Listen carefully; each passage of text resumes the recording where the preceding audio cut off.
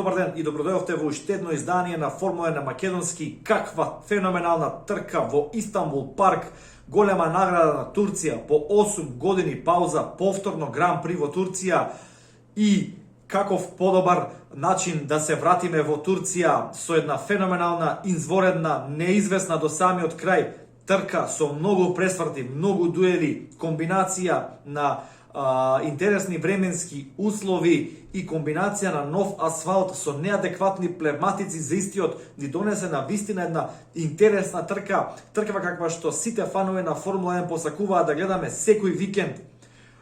Добар старт за Ланс Строл и Серхио Перес со болидите на Racing Point, очено лош старт за Макс Верстапен и Алекс Албон од стартно целната линија. На самиот почеток видовме контакт помеѓу двата болиди на Рено, Рикардо и Окон во желба за подобра позиција. Штета голема за Рено, бидејќи двата болида имаа одличен старт на таа влажна подлога. Одличен камбек на двата болида на Мекларен кои беа деградирани наназад кон гридот поради казните кои ги заработија вчера во квалификациите. Феноменална вожња на двата болида на Ферари, Себастијан Фетел во елемент, половина трка во дуел со Верстапен, половина трка во дуел со Луис Хамилтон, Чарлс Леклерк, феноменална исто така вожња во последниот свиок, едноставно ги прецени перформансите на своите сопирачки во желба да стигне до таа втора позиција. Меѓутоа, на овие тешки услови не може да му замериме ништо. Буквално ја направи оваа трка екстра интересна и беше прв меѓу храбрите кои се осуди од целосната гума за дожливи услови да се префали на интермедија, полн ден со многу дуели, многу претекнувања, интересни тактички надмудрувања со питстоповите, додека возачите чекаат да се исуши патеката за да може би евентуално преминат на сува компонента. Видовме дека тоа не се случи и Луис Хамилтон уште еднаш докажа зашто е достоен и вреден 7-кратен светски шампион.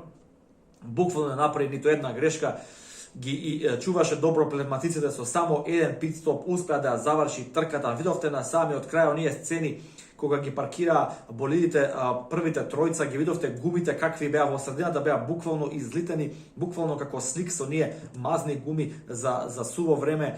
Секоја чест за Луис Хамилтон, сосема заслужено до неговата 7-ма титула и уште еднаш на дожд докажува зашто е голем шампион, достоен да стои рамо до рамо до Михаел Шумахер, бидејќи Михаел Шумахер една одлика која го красеше него, а тоа беше неговите феноменални возења на дожд и оттаму ја доби титулата да Рейнмајста.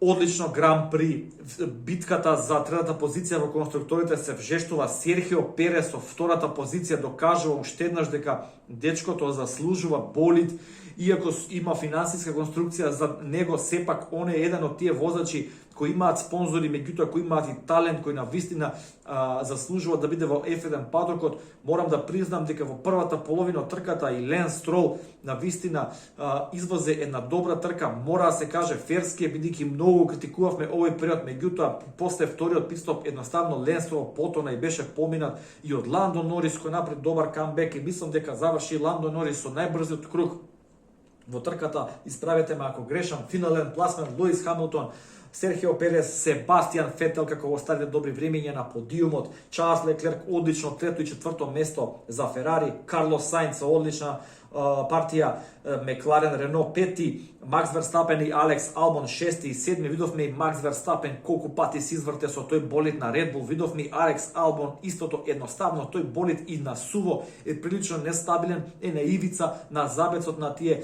перформанси, на стабилноста, особено во брзите свиоци. Нешто што Red Bull ќе мора да го промени, сака да биде покомпетитивен следната сезона. Ландо Норис 8, Ленс Строл 9, човекот кој тргна од пол позиција, и Даниел Рикардо ја завршува големата десетка, односно болидите кои влагаат со бодови, односно пласман во бодови. Ве молам за ваш печаток, дали турското Гран При заслужува повторно да се најде во календарот во Формула 1. На вистина фали оваа трка во календарот. Ваши импресии за овие одлични перформанси на возачите под овие тешки услови, ваши импресии за 7-та титула на Луис Хамилтон, начинот на кој дојде до нејзе. по половина трка изгледаше дека само со пласман во бодови тоа ќе го проследи, а не со уште една победа. Ваш коментар за враќање од мртвите на Скудерија Ферари, односно одличен перформанс на Себастијан Фетел и Чарлс Леклерк, и ваш коментар за вечната борба за третото место во конструктори помеѓу Racing Point, Рено и Мекларен. Уште еднаш ви благодарам што ги следите содржините на Формула 1 на македонски. Доколку ви се допаѓа каналот, лайк, шер, сабскрајб. Тука сме за да ги споделиме мислењата во однос на Формула 1, да ја споделиме љубовта за Формула 1. Ако го нема да направено тоа, направете го и се гледаме во некоја следна прилика. Поздрав!